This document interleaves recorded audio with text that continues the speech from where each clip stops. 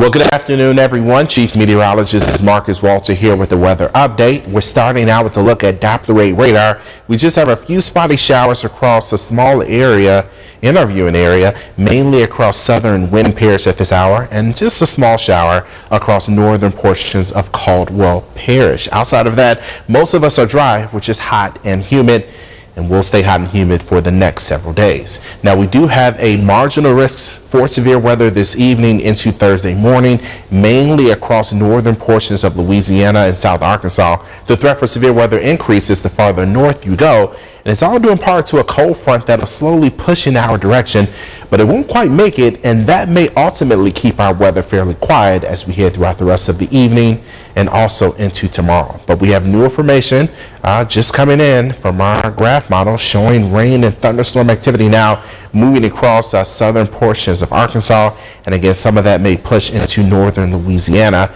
and then we could see additional rain early Thursday morning before we ultimately dry out. By Thursday afternoon, we'll see temperatures back into the low and mid 90s. Feels like conditions back into the low 100s. As we look beyond Thursday and heading toward Friday and Saturday, we should be mainly quiet. This is Saturday afternoon, excuse me. We're looking at wind out of the south. We should have high pressure generally in control. We'll have a mid-level ridge in the atmosphere overhead, so that'll cause a lot of sinking air. That'll keep the skies clear, and that'll allow temperatures to rise across our region. So we are expecting mid 90s for a lot of us as we head through Saturday and potentially into Sunday as well. Now, we still will have some moisture nearby, but with that sinking air overhead, I think we'll see very little shower activity.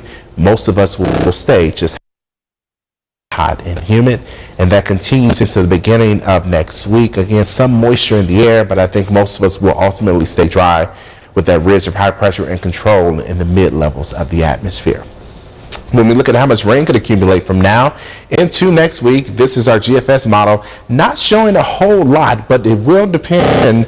These numbers may be a little bit lower than what we'll actually see if we ultimately get wet weather this evening into Thursday morning. But the GFS model still showing light amounts of rain, anywhere from 1/3 of an inch to nearly a 1/2 inch or a little bit more across parts of the region. Here's a look at temperatures at the moment. We sit at 92 degrees, but with the dew points that are now in the mid 70s, we have a feels like temperature in the low 100s. So we have dangerous heat in place right now.